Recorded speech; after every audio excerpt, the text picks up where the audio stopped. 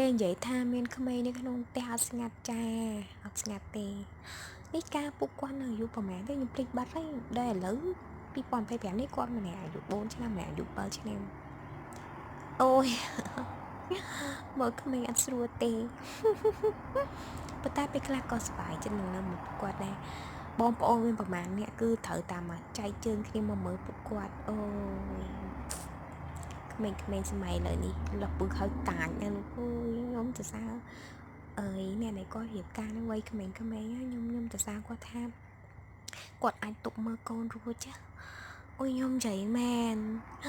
ខ្ញុំឡើងចាស់ខ្លួនប៉ុណ្ណឹងខ្ញុំនៅអត់ទាន់មានក្តីបណ្ណាចង់មានកូនខ្ញុំនិយាយធំមើលក្មេងមិនស្រួលទេហើយបើយើងឲ្យក្មេងទៅអ្នកដទៃមើលក៏វាហានិភ័យដែរពួកក្មេងសម័យឥឡូវបច្ចេកទេសគាត់ជឿនលឿនគាត់រស់នៅក្នុងបច្ចេកវិទ្យាដែលជឿនលឿនអញ្ចឹងគឺគាត់កាចហើយរងរុះទៀតអូយខ្ញុំនិយាយមែន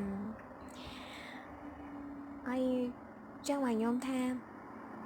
ខ្ញុំទៅសើម៉ាក់មួយដែលគេមើលកូនណានេះហើយនិយាយវាថាញាតិមិត្តបងប្អូនប្រហែលអ្នកគឺត្រូវតែមើលអាឡាមីលម៉ោពីរអ្នកហ្នឹងតូនធំ